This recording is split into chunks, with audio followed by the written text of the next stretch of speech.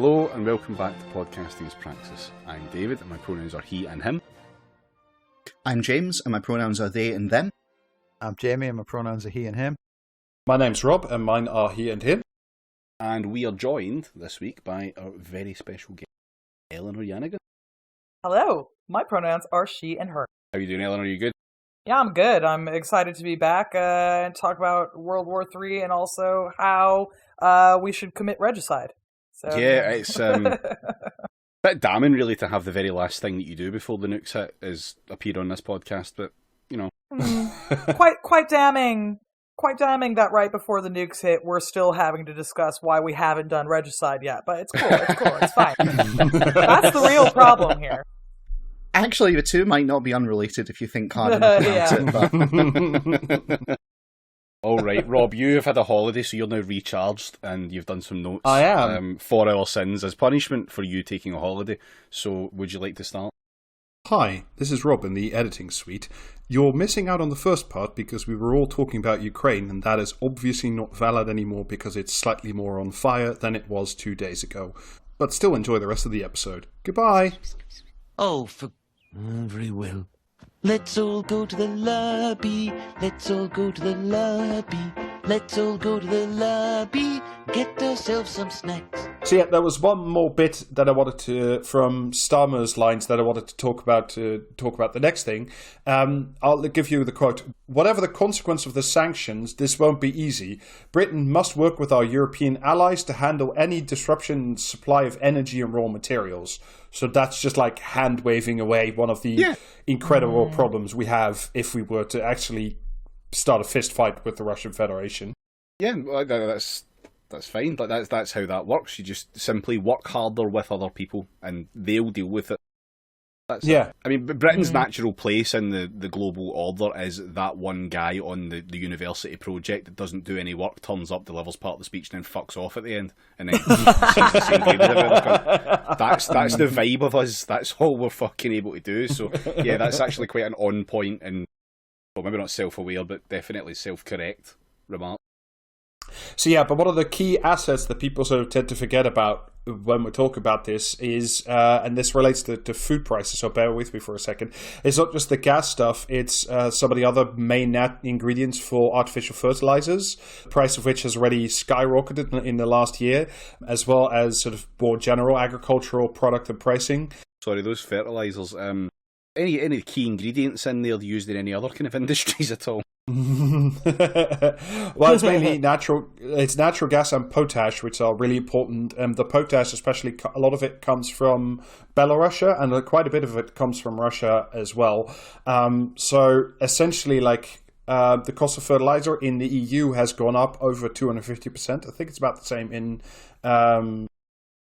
in the UK, and essentially what that means is farmers haven't been buying it because it's so expensive, so we can expect like a 5 to 10% decrease in overall global production in 2022 because of these spikes in fertilizer prices, especially if the base ingredient stuff remains high until May-June. So like food could actually become incredibly more expensive in the coming year, like at least 10% more expensive, simply on the back of a combination of the gas prices and the stuff with Russia and the Ukraine. So like when Keith says it won't be easy, but we must work with our European allies, it's like, yeah, but what about the food, motherfucker? Like that is kind of a critical component of what's going on. What if you got to live through the Blitz, but there wasn't rationing, but the food was still as scarce? Ooh. Then you could show it, you could really fucking show it to your grandparents then. My Blitz was harder than yours. I'm going to be honest, when the treats go off the shelves, the revolution begins, I think.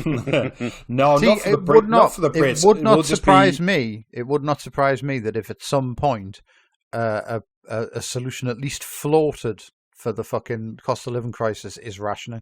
Because like fucking that would do numbers with like all the fucking bazzers in this country. No, rationing, but it's means tested, and only people on universal credit have to do it. No, if you're on universal credit, you have to start a victory garden. That's what it'll be. Oh my god, that's actually plausible. Yeah. Jesus fucking Christ. Yeah, that's lovely, that one. Oh. Fuck, don't like that. like, sometimes we joke about us having a lay for heaven and being connected to the anima mundi and all this kind of shit, but Rob genuinely is plugged into the soul of the British psyche in a way that is deeply unnerving and explains a lot of his weirdness. Congratulations, Rob. That one might actually happen. It'll be like a quasi-wartime dig for Britain. You remember that thing? Was that last year or 2 years ago? No, it writes itself. When they tried to get, like, the unemployed to do hard agricultural labor, and they got like 2 people at the 3 or 4 people out of 15,000. It'll be that. It'll just be that, essentially. I hate it so much. Yeah. On top of all the other like increases in rent, national insurance, the energy price cap, look forward to 2022 being the year of more expensive grocery bills, which I'm sure will be good for everybody. That'll be another thing that's fine. It's fine. We don't already have food poverty in the UK, so it'll be all right. No. Mm-hmm. Look, we just have people who buy too many sneakers. Yep. Yeah. Correct me if I'm wrong, Eleanor, but like food instability is usually a sign of a stable future ahead of us. I'll tell you one thing that the average person loves is being hungry. They're totally fine with it, and there are never any consequences. Yeah. None. Yep. Mm-hmm. None. I'm at my best when I'm fucking starving. Yeah. Me too. Absolutely. I'm like razor sharp in the sense that like I'm looking at people and their heads turn into like big hams like they do in the cartoons. Anyway, on the other side of the capitalist ridiculousness spectrum, very, very quietly, Virgin Hyperloop has laid off half its staff. Oh. Because even though they were the only people that had a demonstration model that worked with people in it where a Hyperloop could actually travel, they've cancelled that idea, so they're no longer transporting people, they're transporting goods, but also not that many of them. Right. I mean, so where is this actually going to fucking... No one spends money on infrastructure shit like that. Like, no, the only people you're going to get... Is this going to go on that fucking, like, stupid strip or whatever it is in Dubai? Yeah. Yes, correct. Oh, in for one. fuck's sake. Yeah. You're talking about Neom, David. That's the one, city Neom, that's a line. Yeah. No, this is after $400 million in initial funding, a huge wad of which came from a company called DB World, which is wholly owned by the government of Dubai. See, how much did you say there? 400 million. Million, yeah. If Dubai wants to give me 400, like I can also do $1,000,000, fuck all with $400 million. Yeah, I'll do more than fuck all. I'll give them a bit of paper with the words "passenger railgun" written on it in biro. Maybe a couple of hand-drawn ideas, maybe to go with it for $600. I charge extra for that shit. Making Neom both the name of the city and the noise that the passengers make as they go hurtling past you. A couple of the funders have already pulled out, but the majority funder, again the Dubai government essentially, is now working on a Hyperloop-enabled cargo system to deliver freight at the speed of flight and at the cost closer to trucking by connecting existing rail, road and air transport. But the cargo, I must stress, can only be carried on pallets, not bigger than that, because but otherwise the Hyperloop doesn't work. For fuck's sake, just use a fucking train. We already have trains. That's the problem. We already have trains. Yeah, I don't hate the concept of something like a Hyperloop for the idea of moving freight and shit like that, but only if it's like fucking stupidly necessary. How often do you really need to move freight that fucking quickly? Yeah, but what if, David, I promised to make a hyper transport loop that connected Riyadh with several states in the United Arab Emirates? I would still fail to give a fuck. So yeah, the scope of the Hyperloop, which when was this? 2 years ago, 3 years ago, when this was announced and it was going to be the big thing, and it's going to be really cool. And there's the Boring Company and Musk. It feels like it's been fucking going on for about like 100 years at this point. You know, the way time is just a very thick soup at this point. Maybe we're all in the time Hyperloop, and time is just passing strangely at this point. So yeah, this is essentially, despite Branson is staying involved because he branded it with the Virgin thing, despite at the outset saying that he would only be interested in a person carrying sort of Hyperloop thing. And just to check, because I wanted to see what the other guy was doing, the Elon Musk Hyperloop plans have also been drastically scaled back or even ditched. They've already quietly erased from their website major proposed Hyperloop projects in Washington, D.C., Los Angeles, and Boston as well. And instead, they're going to concentrate more on those underground death tunnels for cars that they built in Las Vegas. The carbon monoxide those are factories. good. Yeah, they're good. Like them. Yeah, they're very good. I think a really good idea is to build an underground tunnel and then put a bunch of things that explode in it. That's good, I think. Yeah, I mean, we all love it. I mean, especially when it's got like disco lights and stuff and very few escape hatches. I think that's the best way forward. Yeah, but you don't need escape hatches. You should just simply make the thing never fail. Yeah. I really love the idea of like getting into one of these hyperloops and like right before you get on, like the crew assistant just hands everybody a canary and is like, if that one starts coughing, there's a problem. I mean, we do shit on the idea of the death tunnels and the hyperloop and all that kind of stuff, but without this, where would There's a Problem be in 10 to 15 years? That's true. I know, right? This is really infrastructure building for shitpost left podcasts when you think about it. And I'm in favour of that kind of investment. I mean, this is also very true, yes. That's true. But at the same time, he could fuck up while building it, and that's just as good for an episode of There's a Problem, so that'll do me. Yeah, but I don't think he's ever going to really even get started on them, because it's like, doesn't the whole thing hinge on him having like invented a new kind of like tunneling machine that fucking like works better than anyone else has ever fucking conceived, but he won't let you look at it or tell you how it works. You just have to trust him that he got the plans from the mole people. And they would know. I genuinely think it's a Ponzi scheme, like all this shit. I really honestly think it is. Isn't everything these days? Yeah, kind of, yeah. Like, but like people capitalists just clocked onto the fact that you don't actually need to do anything. You can just like con people without leaving your home, and that's all they do now.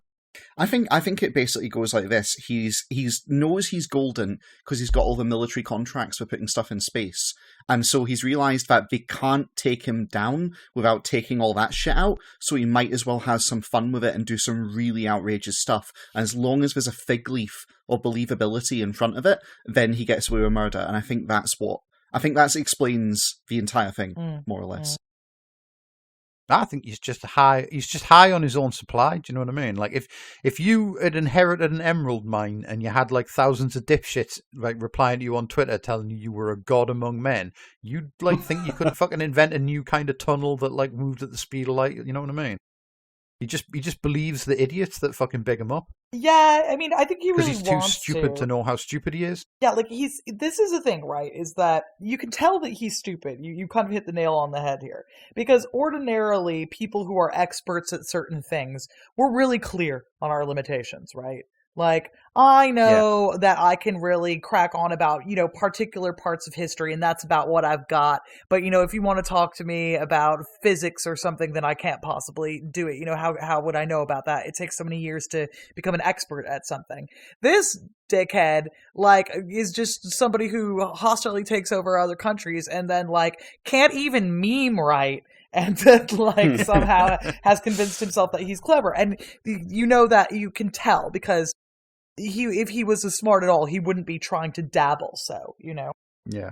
Yeah, but Eleanor, have you considered that your epic bacon overlord has the best ideas for the future of humanity? Just a counterpoint, really. Yeah, it's like, homie can't even, hold down a girlfriend. So, I'm not holding my breath. That's all. Elon Musk is a case study in the motivation for Sonic the Hedgehog, because if you ever let some fucking lunatic guy get too many emeralds together at one point, this is what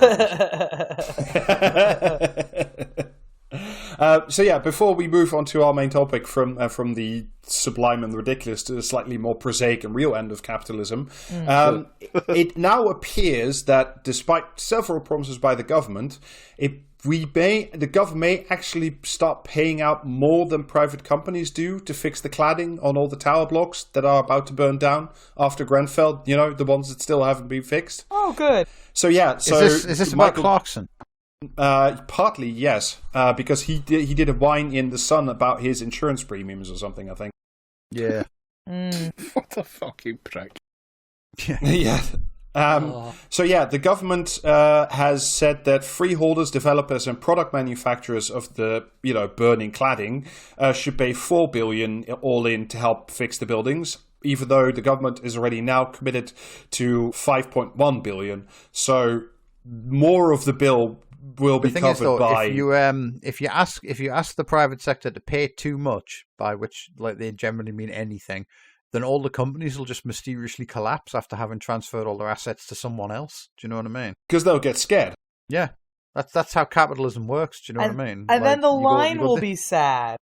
Yeah, exactly. What if the line gets sad and it has a bad day? If you rock up to the head offices of incinerationcladding.com and demand that they pay for all the fucking people they've burned alive, then suddenly the building will just just sink into the floor in fucking at the start of Stingray. Do you know what I mean? And another one will come up with a different sign on the front, and you'll not be able to do anything legally. Well, Jamie, it could be even more tricky because, let me quote Gove here, some of the most egregious transgressors of the cladding stuff are companies based outside the UK, so there are practical difficulties in pursuing them in the way that the government might want to. Because, you can't just take their building or anything. Imagine you have to go all the way to Luxembourg or, say, my basement to get the ownership papers, and that'd be hard. You can't do that, I feel like that revelation is going to cause us some problems down the line, because if there's one thing I know about most companies is that they're not headquartered here. I'll tell you one thing that's impossible to do is get a ferry to Jersey. So exactly, that's very difficult. You're not allowed to go and visit your money, Eleanor. How many divisions does the Isle of Wight have? I think it was quite. But yeah, don't worry about it. The government will pay for it, but the way they will pay for it might surprise you. They might be using public funds that were earmarked to build new social housing, and instead fix the cladding. So, we will also not have social housing and probably also not have the cladding fixed. So don't worry about it. Also, that will be fine. I'm sure they'll take all of that money that was earmarked for social housing and then spend it fixing the cladding by giving it to some dipshit that one of them went to school with, who'll then eat 90% of it and you know what I mean, not fix any fucking cladding. In 10 years' time, there'll be a fucking investigation that rules that nobody acted improperly. Yeah, presumably. And also, what if that dipshit friend of Boris Johnson's, let's say, or Michael Gove's, their company was based in Luxembourg? You can't do anything. There's just nothing you can do. Nothing at all. I think what's going to happen is they're just going to refit them all with another type of cladding. Yeah, probably. They're just going to drape a big sheet over all of the buildings so you can't see the cladding. They basically did that for fucking Grenfell after that. They're just going to do that thing. Who's the guy again? Who's the artist? I'm trying to remember the name. The guy whose trick is to wrap big buildings in stuff. Am I the only one who's heard of this? Yeah, I'm afraid so. Okay. Yeah, sorry. What about that dickhead that poses in front of the wall with balloon messages? Why not just get him to write a fucking treatise on every fucking high-rise? Don't you fucking encourage that lib right now. No, I'm not having it. No. Although I will encourage that guy to spend more time standing in front of a wall. I think that's a good starting point for him. Oh, God. Thesis, antithesis, synthesis right there. Well, speaking of putting people up against walls, let's switch up to the main story. And then for today's thing, I just wanted to talk about some bullshit that I've been interested in a while that has nothing to do with current events, but more with one of history's more insanely stupid slap fights. And essentially, this is in honor of... Is this Clarkson again? I think we should start a GoFundMe to dress that BBC producer up as a giant sandwich and have him batter Jeremy Clarkson.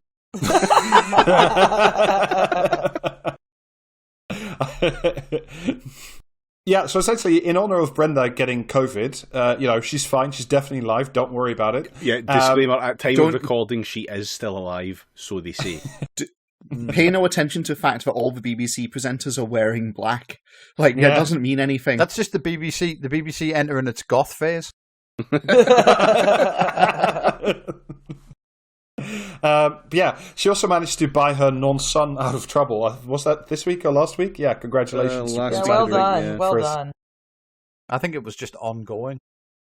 Yeah, and also sending the Windsor teleporting assassin to kill yet another Epstein associate in prison, this time some French guy who also killed himself in prison while the cameras were off and the guards were away, which is truly amazing that it happened again. There's a body of evidence mounting that they need to do something about the state of like security cameras in prisons because they're malfunctioning all the time and it's driving the inmates to despair.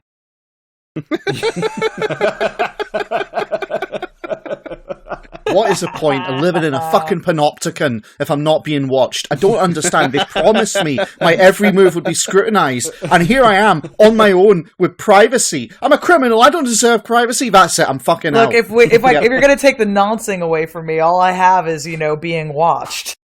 It's actually a bunch of really depressed exhibitionists. Yes.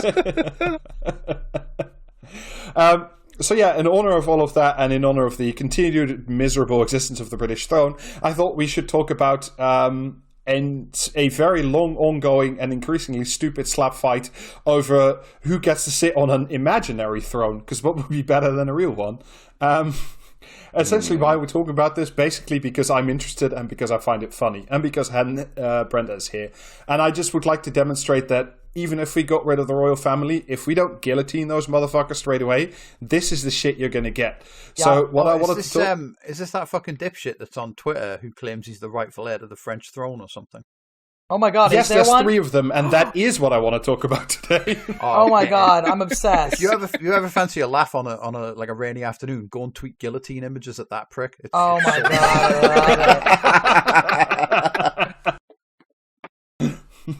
The first place choice is tweeting upside down images of Benito Mussolini at his granddaughter. I love that. But if you can't do that, if she's blocked you, then guillotine images at the claimant to the French throne. Oh my god. Well, you need to clarify, Jamie, which one you mean, because there's 3 of them. There's Jean-Christophe, Prince Napoleon, Prince Jean, or Jean IV, if you're a fan, Duke of Vendôme of the Orleanist branch, and Louis Alphonse, or Louis XX, if you're a fan, the current Duke of Anjou, who represents the legitimist wing of the pretenders to the throne of France. I'll see. You can tell that they're real because they're called the legitimist wing. So that's how you know they're going good. Just before we go into the French things, and just off the idea of tweeting like Mussolini and the guillotines, see that Romanov wedding that happened there? Are either of them on Twitter, and can I tweet basements at them? Ooh. Follow your dreams. We could do a follow-up, David, because there's also a significant slap fight in very minor circles about who is the legitimate successor to the throne of the Tsars of Russia. The people themselves is the answer. Yes. I think you'll find. So essentially, all 3 of these guys pretend that they represent the true heirs to the throne of France, which is a thing that definitely exists. So I just want to briefly talk to you about all 3 of them and their claims. Why? Because I just think it's funny. So Prince Napoleon obviously is the great nephew of the actual Emperor Napoleon, who left no direct heirs but had a brother, Jerome, who he crowned the King of Westphalia, who did have children. So that's the great nephew. He, through his mother, is also a descendant of Queen Victoria and some other people. So like interconnected through the royal houses as they still are today. So the Bonapartist wing claims that neither the Orleanist nor the legitimist claims are legitimate because the Bourbons were killed at the French Revolution, the Restoration doesn't count, and everybody who belongs to the House of Bourbon is the pretender to the throne, and they are the real ones. Interestingly, though, his father, Charles Napoleon, should have held the pretender throne at the moment, but he got kicked out of the line of succession by his own father, Prince Louis Napoleon, who is Jean-Christophe's grandfather, because he had temerity to divorce his royal wife, another one of a different branch of the House of Bourbon, and married a commoner instead. Oh, that's good that they're keeping up the incest thing. That's Yeah, good. I like that. Yeah. I should say, by the way, this is still actually a thing. I know that the youngest son of the Grand Duke of Luxembourg was kicked out of the royal line of succession for marrying a commoner like 3 or 4 years ago. That's still a thing that happens in actual royal really? families as well. Oh, okay. Yeah. Morganatic marriage. Yeah. I mean, that's also happened. I mean, like, the Japanese do it too. They had a princess who was like, I want to marry a commoner, and they, to be like, in fairness, they said, well, sure, but you can't be a princess anymore, and she said, don't care, fine. I mean, and that was pretty much it. we did force a king to abdicate. Well, no, I mean, really, he got forced to abdicate because he was a Nazi. I mean, like, let's be honest about it. Like, that sounds incredibly suspicious given what I know of the British people. I know, right? It's just he was a little too. It's like when you're too Nazi, even for the British. That's what's up there. It was like he and his wife were just Naziing a little too loud, and Yeah, although I think had they been around today, had like Charles and Edward VIII swapped places, that guy would have been the most popular royal by miles. Oh, yeah. 100%, yeah. Yeah. Also because he married a white American. Yeah, exactly. No. So it's like, it's fine. Yeah.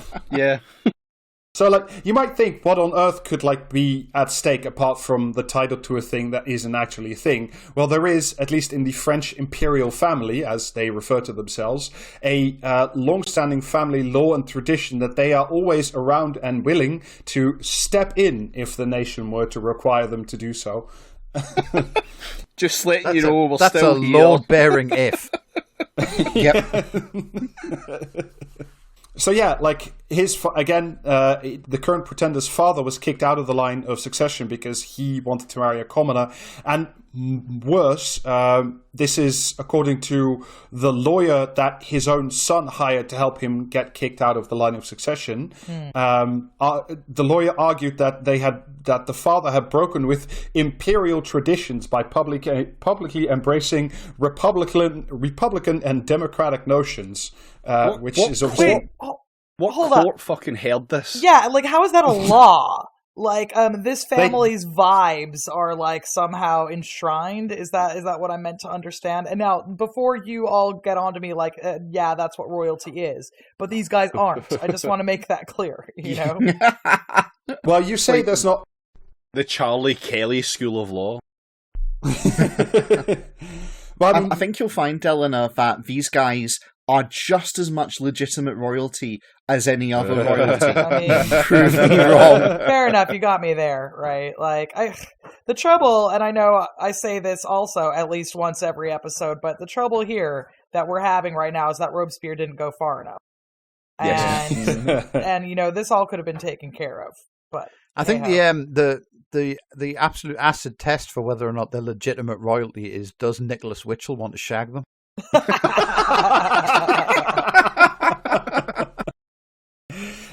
Is he that BBC royalty correspondent who argued that Prince Andrew should set up a charity against abuse for women or something? Yeah. Oh yeah, for sure. It's become an advocate for victims of sexual abuse. That's what it was. That's his way back to being reformed, right? Yeah, ladies love that. What can I say? Mm-hmm. But yeah, if you're wondering, like. Sorry, just the phrase, listen, what you need to understand is it takes a nonce to catch an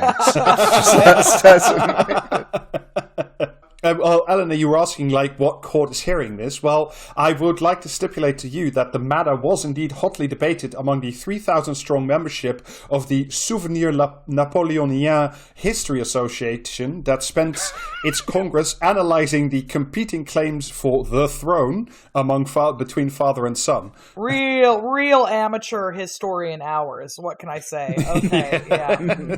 Big flowchart fans. Yeah, this is what they get up to when, we're not paying attention. That's your trouble right there. But yeah, according to the lawyer, by the way, also represented a Vichy official in crimes against humanity during the same time this article was written, about 10 odd years ago. Nice. I'm gonna be real, Rob. When you were making this one up, you went a little bit too far with it. It's just. And you were asking about rules. This is the lawyer for the son saying why the father should be kicked out of the line of succession. he, as in the father, has deprived himself of all rights to dynastic heredity in remarrying without his father's permission after divorcing of his own volition, which is against the rules of the imperial family. These rules depart from civil law, but they do apply to family members. So if you're fancy enough, you could just have your own code of law that only applies to your family. Okay, cool. Yeah, that's usually how you get around the noncing, isn't it? So I'm familiar with that. Okay, yeah. Mm-hmm. Yeah, I think it's called the Fritzl Code.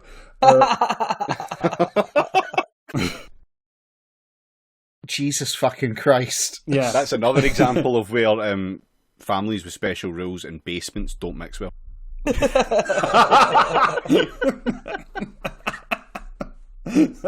Apropos of nothing, by the way, but Jean-Christophe Napoleon is also an honorary freeman of the City of London, works for the Blackstone private equity group.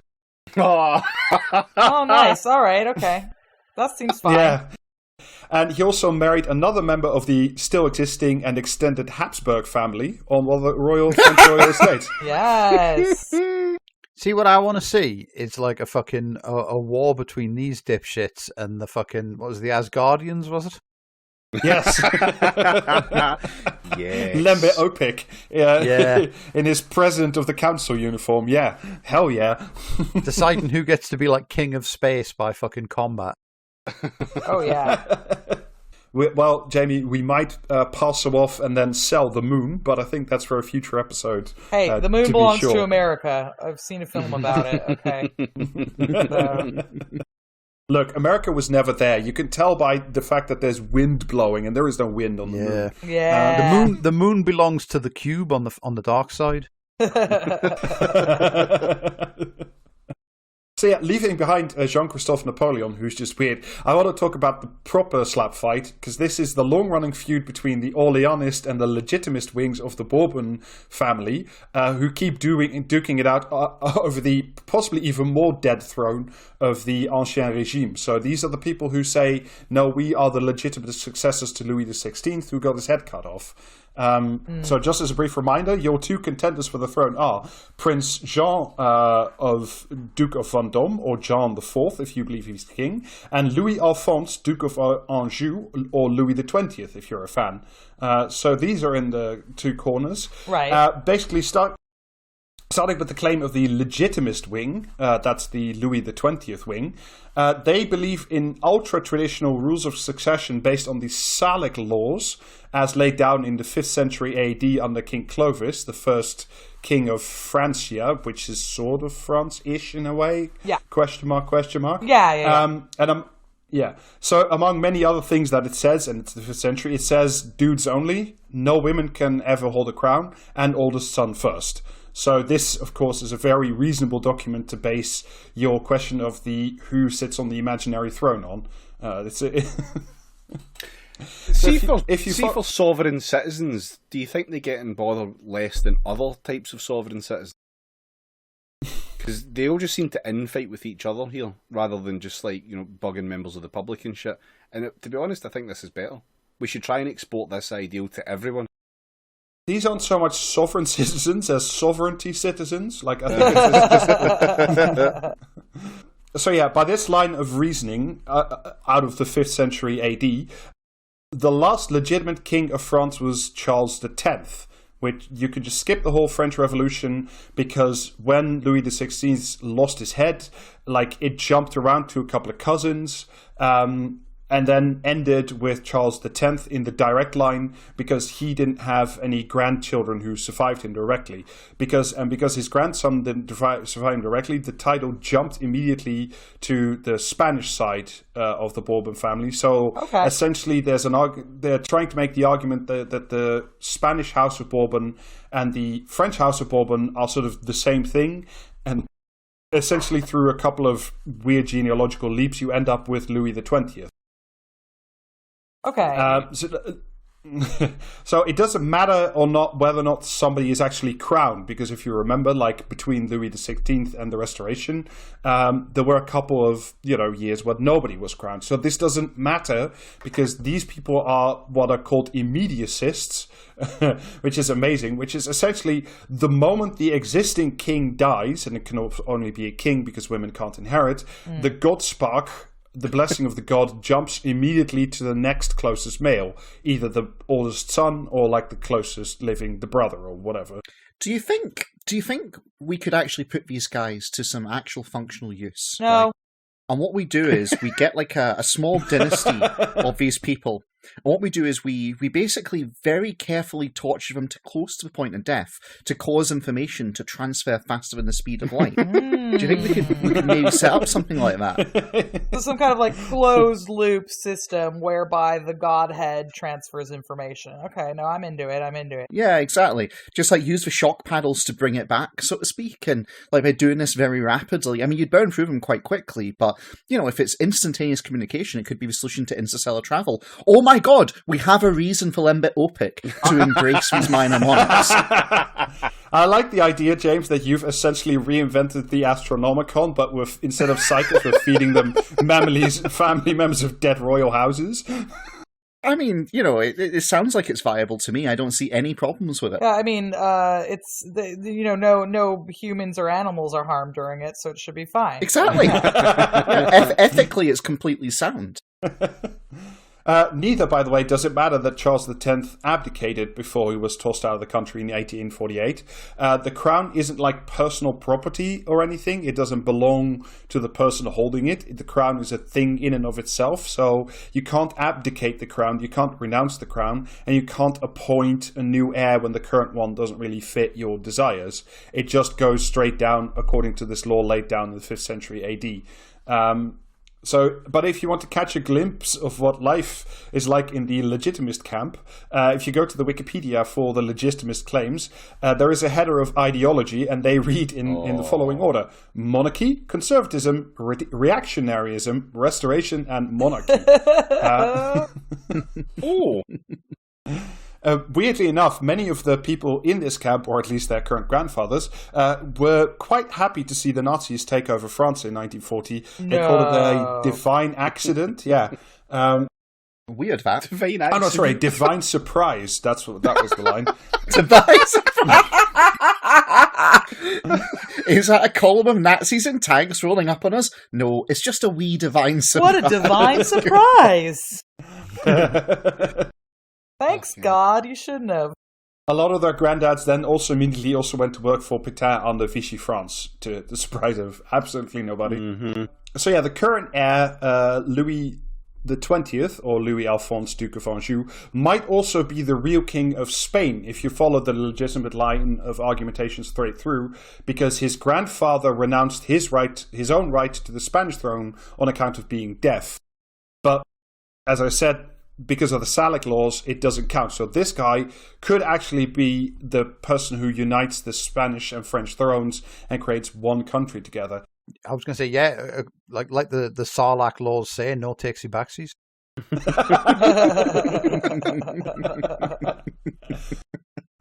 Not just purely as a coincidence, he's also the great-grandson of Francisco Franco and the honorary president of the Francisco Franco Foundation, which is in strong opposition. Yeah. That's an organisation that shouldn't exist. Yeah, how is that allowed? Like, I feel like... He did start a change.org petition against the Spanish government blowing up the bones of Franco and getting them out of his monument. They were resting in a couple of years ago. No, I'm sorry, but that absolutely whipped. We need more of that in the world. Like, yeah, I'm going to start more GoFundMe Spanish to do that astronauts more often. Like, the only way they could have improved it would have been to move the tomb brick by brick, put it in a car in a street, and blow the car clean into another street. That would have been even better. That would have been good. Spanish space program never went far enough.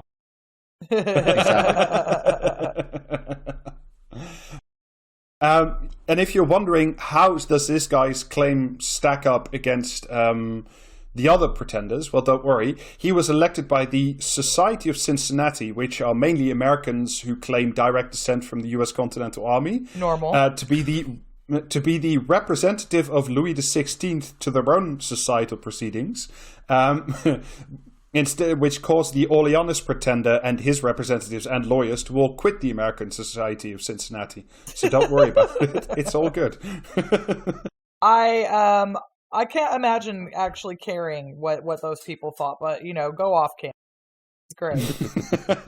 I don't care, but it's just I like the idea that this bunch of incredibly fascist history nerds just sit in a corner going, "No, I have this 5th century document that proves that I'm the king of France." I haven't. I mean, I just can't imagine. I just find it very unbecoming of a theoretical king to care what a bunch of people in Cincinnati are doing. I'm some chick from Tacoma, and that's below me, right? Okay. So hang on, Eleanor, when you told him to go off, King, you were being sarcastic. Yeah. Got you. So yeah, we also have the Orleanist pretender, which is the guy of the House of Bourbon-Orléans, who took the throne. This is the guy. Who took the throne after the 1830 July Revolution, when Charles X, he of the start of the Legitimist line, was booted out and replaced with Louis Philippe III, who in turn lasted only 18 years until the Revolution of 1848, when he was booted out and fled to the UK. And their claim is, well, we were the last kings, and therefore it's ours, and not yours. Just as a wild aside, by the way, they also have a junior branch of the family known as the House of Orleans-Braganza, and they are the current claimants to the non-existent throne of Brazil. So, well, okay, all right. I like the idea of them having a junior fucking club, though, like the Mickey Mouse Club, but for like royalist dipshits. It is a magical kingdom, Jamie. What can you say? So the current head of House of the Orleanist branch and also a pretender is Jean, the Count of Paris, or Jean IV, if you're playing along at home. He, by the way, did not get married. We are not.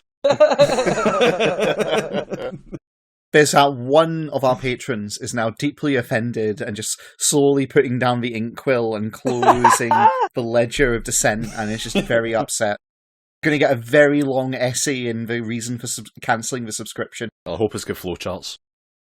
I resigned from this podcast Patreon, signed Jean-Christophe Napoleon. I mean, the whole thing, it does really strike me. I mean, obviously they're slap fighting a lot, but I mean, I genuinely believe, the purpose of the monarchy in this country is to entertain Americans, right? That's what it does. Yes. And so it's they're Of fighting all over ages. They're fighting over what a bunch of dipshits in Cincinnati think. Sure, why not? That's what monarchy's all about, baby. It was really weird because obviously, my partner's American, and in the before the world ended, I would go over to visit her, and it was always really weird to me whenever we're in grocery stores or just anywhere where these articles are for sale, there'd be fucking magazines about the British royal family. It felt like fucking cursed, I couldn't escape them, honestly. Yeah, it's really weird, and it's I think that what it is that it's partially the American celebrity culture thing, and also because America exists because we decided we didn't want to have, among other taxes mainly, but also a monarchy. People don't understand that, actually having a bunch of fucking parasites knots about is not that interesting. They just want the fairy tale thing. They mostly relate to the conception of royalty through Disney. So it is like the Mickey Mouse Club. They're like, oh yeah, I'm gonna marry a prince or some shit. That's genuinely what Americans think. So it's very odd. I've gotten arguments with a lot of my, loved ones, people who I'm friends with, who do the whole royalty thing, and I'm like, guys, absolutely not. It's not actually funny. I guess they think of it as harmless, a kind of harmless form of celebrity, and I'm like, it's absolutely not. Actively harmful, and I'm paying for it right now. It's weird. It's weird to have sovereign citizen, the country that then has buyer's remorse and just wants them back for a royal family. But it does explain America's psyche kind of eerily well now that you mention it. Mm. The thing is as well, though, is there a functional difference between our royal family as a bunch of fucking parasites that we'd all be better off shot of, and American billionaires? Yes, asterisk. yeah, but kind I of. think we're getting off topic. I'd maybe. say yeah, but it's that the royal family has some cool house. Well, I mean, essentially, like, the American set of billionaires are just the next royalty. They just don't have enough generations yet. That's the fundamental difference. It's both robber baronism. It's just, these guys billionaires don't claim divine right to rule. At least, I don't think most of them don't. No, but they don't need to. Well, and it's also, I mean, let's be real about it. There are American, incredibly rich, basically oligarch families that just stay ultra quiet. The Vanderbilts, Yeah, so, kind of, sort of, the main difference has been not directly plugged into government in the way that our queen but functionally, it might be a distinction without a difference. Yeah. I don't know. Yeah, like old money is like royalty 2.0, and royalty 3.0 is like the bald ones. There is one fundamental difference, which is that like the royal family tend to give their kids normalish names. Whereas, like, old money in America are all called, like, Todger Strunk and fucking shit like that. They're all called, like, Bunny and shit. And it's a dude. Nah, they call each other Bunny. They're not called Bunny. No, this is Rob's classism is coming into before. Who's that guy? I saw a tweet the other day by someone called Beefer Johnson. No, I can't. No. Let me buy our dinner first. I think actually, you know what? Oh my god, Jesus fucking Christ! Took a second for that one to land, David. Fuck me. Or don't. No, I think the main functional difference is the Queen owns 10% of the British state versus the old money in America owns 10% of all the American corporations. And since the American corporations kind of increasingly are the American state, I see that. Yeah, I can see that going. Yeah, I can pay that. Yeah. Well, I mean, since I don't know, we can wrap up the bit here because there's a bit more to talk about. But shall we wrap up with, instead of doing comment or commentariat, we do a quick article about the next generation of royalty, and that is landlords. There was a piece of the Times we can talk about. Oh, I can't believe you made me comment or commentariat for fuck all. Well, we can still use that next week. Don't worry about it. It's fine. Like, it's that shit has an expiry date, man. Oh, it was good stuff. Well, I'll be honest with you, David. Either it'll keep or it won't, because we'll all be bathing in nuclear radiation. So either way, it's fine. Or I'll just subject you all to it anyway, and we'll see what happens at the end. For one, welcome the sweet release of death. So. I thought you were about to say, I for one welcome the sweet release of comment or commentary. I do as well. Our comment or commentariat overlords, How long's this fucking article? Not that long. Better not be. Should you become a buy-to-let investor? ? This is in the Times. No. Betteridge's law of headlines. No.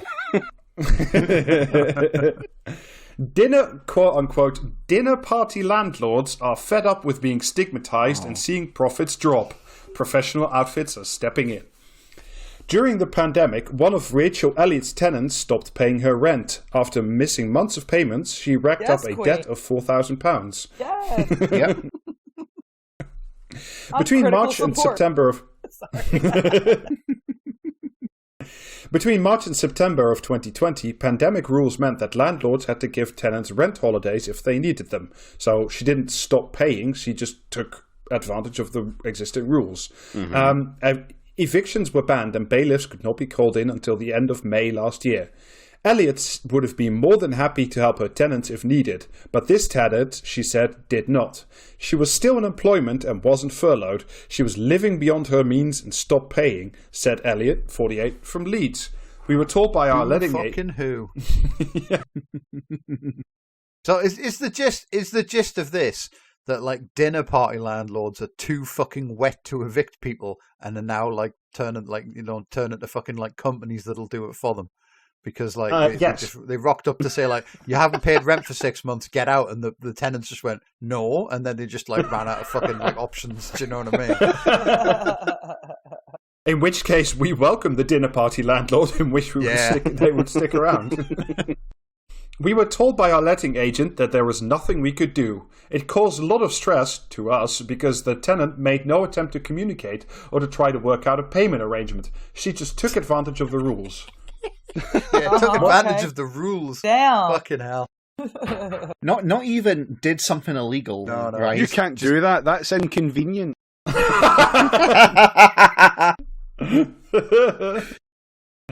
Once the tenant left, she sold the property, one of 3 she and her husband own. It left a bad taste in my mouth, she said. It was the final straw. Since Elliot became a landlord... It does often leave a bad taste in your mouth when you're made to eat shit. Since Elliot became a landlord in 2015, with the aim of making enough money to quit her demanding corporate job and retrain as a psychotherapist, a succession of tax changes have gradually eroded her profits. That's the most middle class sentence you've ever read. I love the idea that this is the person who should be a psychotherapist. Like, oh yeah, like real empathetic, really, cares about people. Also is a parasite. This is like brain slug therapy. It's good. Have you considered owning a second property? I think you'll find your mental health will greatly improve if you own a second property and rent it. Well, yeah, I mean, that's one of the advantages available to all of us since Brexit, isn't it? Yep. Well, there was that piece in the Times where they said that one of the advantages of becoming a landlord of Brexit would be that you could buy a second home, if you remember. Would it shock you to learn that I do remember? That would actually, yes. Elliot prides herself on being a caring landlord, keeping the properties in good condition. Oh, caring for the property. Right. Yeah, I care about my investment, not the people who I'm draining to death to feed it. I bet good condition. I bet good condition there means it looks nice from the outside. Yeah. 2 of her tenants have been with her since 2015, but her profits have reduced notably, and now she wants out. If I could wave a magic wand and pull out of the buy-to-let market, I would. Said Elliot, whose husband would we. So do it. Yeah. It's called selling your flat. Yeah. Shut the fuck up. Or give it away. Like, you could that's magic you can do too. Just sell it for £1. Sell it to your fucking tenants who have been with you since 2015. If I could wave a magic wand and pull out of the buy-to-let market, I would, said Elliot, whose husband is an electrical engineer and whose son is at university. Amateur investors, nicknamed dinner party landlords, are leaving the market after years of tax rises and negative rhetoric from governments. Dinner party landlords. This is like when I say Zone 2 dinner party. But I mean it as an I really I've never been to a dinner party, and I don't really know what one is, but they should just be abolished, I think. Yeah. They're not that Every good. time It's better we go read down something on this podcast, every time we read something to do with dinner parties on this podcast, they always sound fucking terrible. Because Eddie Marzin's there inexplicably. Yeah, I'd rather be down at the pub with all the guys that beat their wives. Do you know what I mean? That's, sad indictment of how middle class I am, or some shit. Mortgage Works, a lender, said its research suggested that 1 in 5 dinner party landlords was considering selling up in the next year. Good. Well, okay, fine. Fuck you. Fuck off. Yeah, These small-time landlords... I'm really going to have to get a party streamer that I can blow on here, you know what I mean?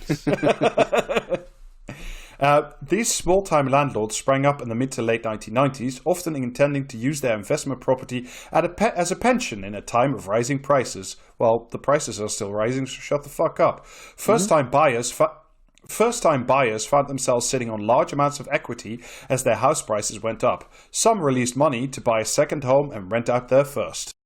Yeah, if you're wondering why you're stuck in your rented accommodation shithole since forever, this is essentially why. Between 1999 and 2015, 1.7 million buy-to-let mortgages worth $200 billion were agreed, according to the Council of Mortgage Lenders. Last year's buy-to-let deals were worth $18 billion.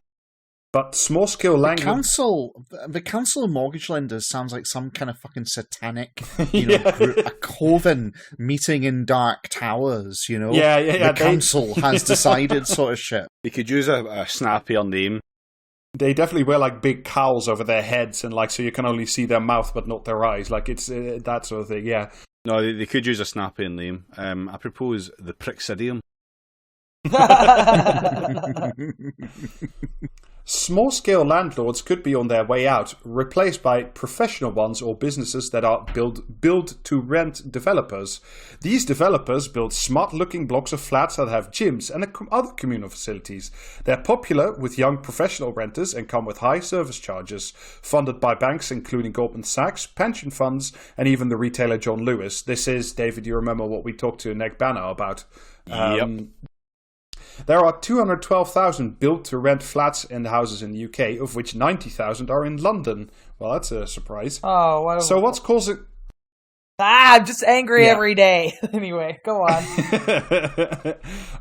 Also, by the way, notice that the switchover is from dinner party landlord who owns a couple of flats in wherever the hell, what was it again? In Castleford to smart property buy-to-lets in London. Mm-hmm. So, if you're a young professional with a high income, you can move into the shiny new flat. If you're a poor person, question mark as to what's going to happen with your rented flat. Yeah. Mm-hmm. So then there's a whole bit about the regulatory changes that mean that landlords have to pay more, blah, blah. It's not that super interesting. Thanks to the changes, Elliot had to pay an extra 5,400 quid in stamp duty when she bought her third property in 2017. Oh, no. Is she okay? Yeah. Be right back, lads. Starting to GoFundMe. Campaign groups such as Priced Out led the charge against landlords who they said were hoarding property that could have been made available to first-time buyers. Well, they are correct in that assessment. Elliot believes that this was unfair.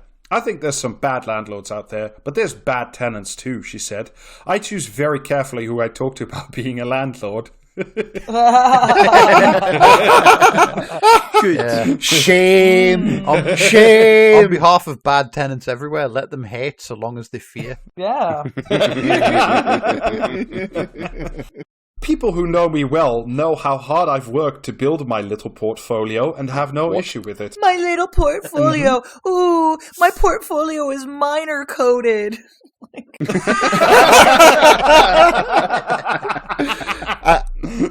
I think you'll find they don't want to associate with the rest of us because there's a problematic height gap between their portfolio and ours. Sorry, portfolio owo, please. Also, I do just to bring it back a second. Could you read that sentence again, please, Rob? People who know me well know how hard I've worked to build my little portfolio and have no issue with it. I bet you they do know exactly how hard they haven't worked to build their portfolio. Yeah. God damn. But I would never discuss it with people I don't know, as I feel that there's definitely a stigma surrounding it. Well, and that's why your first name, last name in the Times, because you don't want to talk about it. Yeah.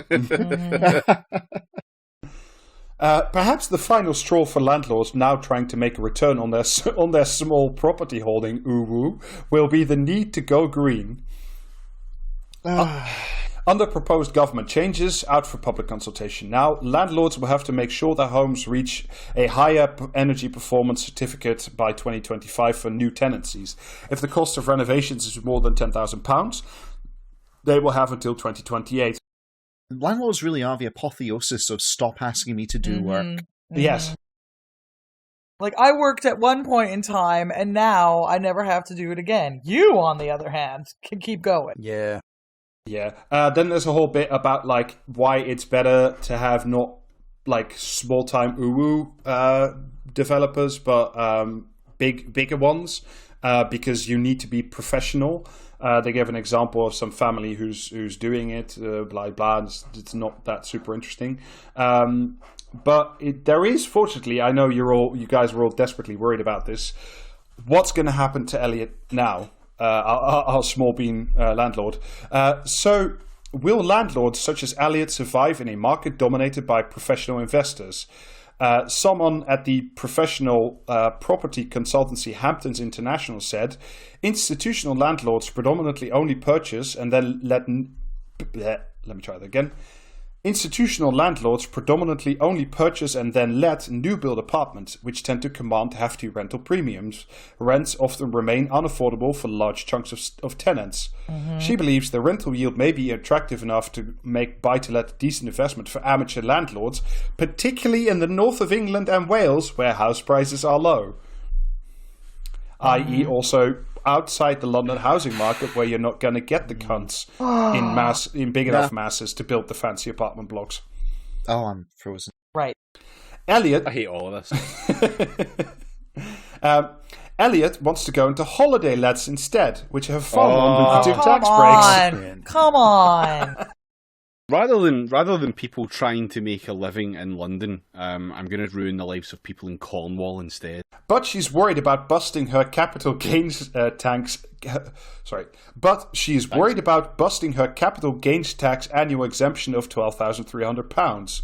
Oh, I too often worry about busting my capital gains tax allowances. Her two properties were bought for £180,000 and £190,000 respectively, but both are worth about £220,000 each today.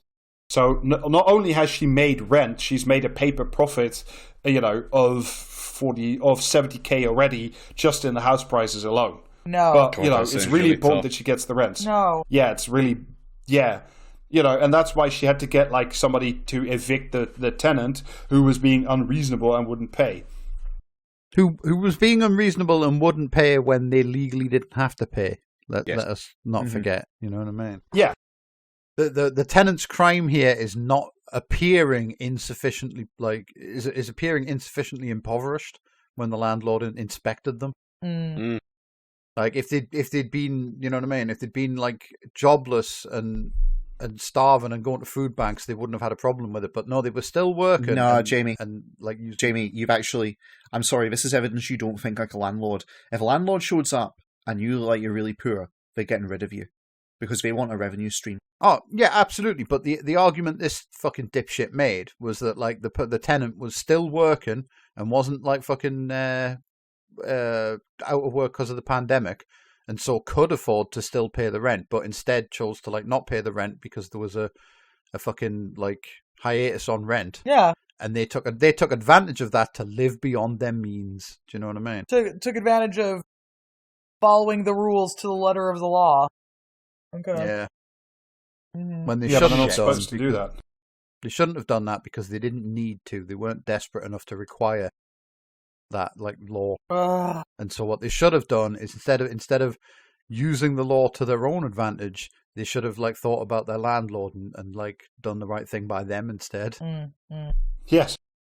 I mean, what on this earth is more important than showing the proper deference to your landlord? Apart from showing deference to the throne, of course. Those two things that's what holds the British Empire up and going. Yeah. And what is a throne if not truly the seat from which all landlordism descends? At least in the olden times, the king was just the supreme landlord of landlords. That's not a bad summary of things for the most part. At least not in I resent the demonization of landlords, she said. There are more tax incentives. There are more tax incentives for holiday rental, and having had my fingers burnt with my tenant during the pandemic, I recognize there are far fewer risks. I would do that in a heartbeat now if I could. I'm going to rent out one of her holiday cottages and shit in the fridge. I like that in none of even her wildest dreams, she can't conceive of a way of making money that doesn't take housing away from individuals who actually need it. Under capitalism, all her answers, it's that every problem looks like a nail when you've got a hammer. She's like, every problem looks like I will fucking squander housing. Under capitalism. Yeah, but I mean, if you started a different kind of business, you would have to actually turn up every day. And, you know what I mean? And she can't have that. Yeah. She's got dinner parties to attend. What she's forgotten is, I'm going to switch into holiday rentals, which is better.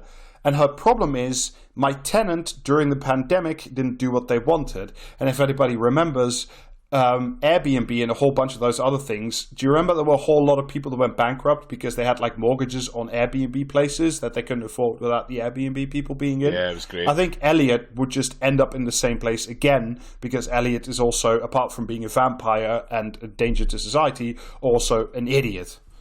Mm. Yeah, it kind of goes hand in hand, yeah. Yeah, pretty much.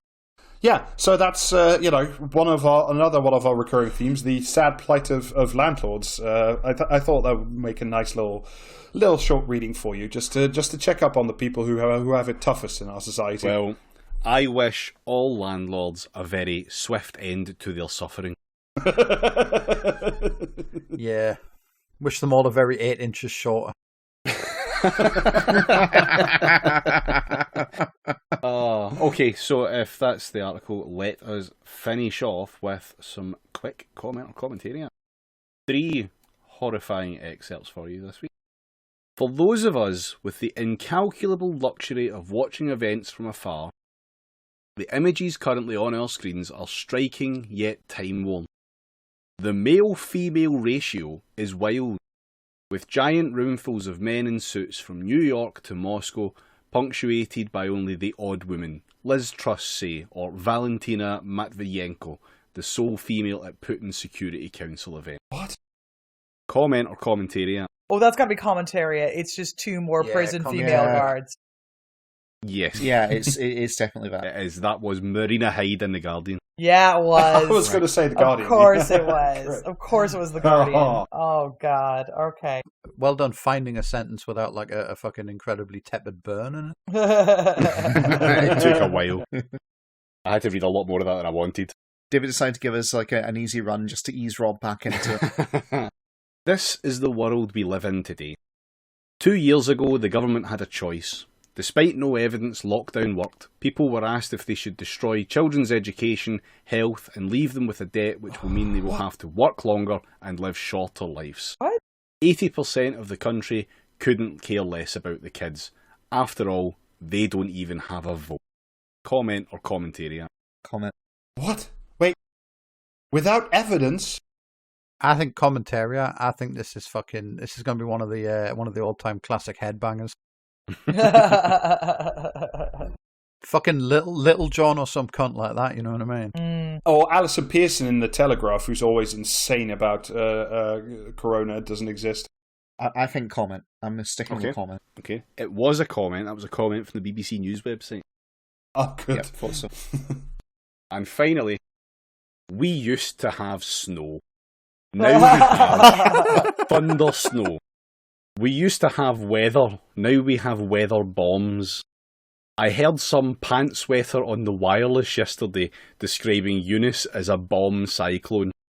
On the As wireless. real bombs could be landing on Kiev any day now, using the same kind of language to describe high winds is tasteless in the extreme, to say the least. Come on. Comment or This is commentary. invasion erasure. This is a Baz of some description, surely. This is all killer, no filler. Like this is fucking brilliant. This is commentary. Is That's what it is. very fucking powerful. Yeah, that is commentary. That's from like the Daily Express or something. Wow, Yeah, okay. okay. Yeah, fine. Fair enough. That was commentaria. It was Richard Littlejohn in the Daily Mail. No! Hail to the king, baby. That's why they give him the big bucks. That's his exact like. He is the master of that like sanctimonious fucking tone when he's talking about the most insane shit imaginable. I had to take a good couple of minutes after finding that one just to kind of calm myself down off the back of it because it was just so perfect. Still, at least you got through the whole thing without mentioning the fucking pink mafia, though.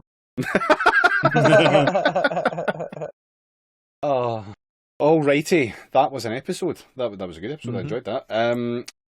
All we can say really is thank you very much, Eleanor, for coming on. Hey, thanks for having me. Always delighted to talk about some absolute psychos who think they're royalty. No shortage of that here. Would you like to plug anything? Yeah, go on. If you haven't yet bought my extremely good comic book, that would help me a lot. It is called Middle Ages, A Graphic History. You can check out my Patreon, which is /going medieval. And, I don't know, I'm all over Twitter. I'm doing bullshit on Twitter. My blog is going -medieval. I don't know, I'm very tired. It's difficult to say. Aren't we all? Also, you have the We're Not So Different, which is currently doing the historical materialism thing, which I very much enjoy listening to. That's right, thank you. I need to remember, I'm usually doing my own plugs on We're Not So Different, so I forget to talk about We're Not So Different. Available wherever fine podcasts are listened to. We are... God, I think we're like 16 episodes deep into historical materialism at this point, but we doing it, so come check that out. Well, you found this podcast, so you can go find that one as well, listener. For us, you can find bonus episodes, etc. We will have a release very soon of the next Black Thoughts a week early on the Patreon, so look forward to that. This month's episode is already out. Look forward to next month's as well. That's patreon.com/praxiscast. You can follow the Twitter @praxiscast. And we don't have a merch store still. We are still working on that. Apologies. Yeah, and if you see someone selling Normal Island t-shirts, kill them. Shoot them stone cold dead. Yeah, hit them in the... They're criminals. Judge Dredd their asses. Yeah. At the very least, take them to Clout Court. Yes. So I think that'll do it from us. Twitch.tv/praxiscast. We will be on tonight if you are listening to this on day of release, and then we should be back to generally Mondays and Thursdays from 7:30. And we will see you later. We've got the goblin mode thing coming up as well, haven't we? Ooh. Yeah, I was actually waiting for this. And I should probably add, David, that there's a very good chance I'm going to be going full goblin on the PraxisCast stream, possibly starting this Friday when Elden Ring drops. It really depends on when I get it posted through my door, because I've gone for the PS5 copy, just because my PC isn't strong enough. So, if you want to hear me gradually lose my fucking mind, then look forward to that at some point in the next few days. Yes. And that, again, twitch.tv/praxiscast for that. And yeah, with that, I think we can chop the head off this one. Hey. Yep, we can. Cool. Right. See you later, folks. All right. Bye-bye.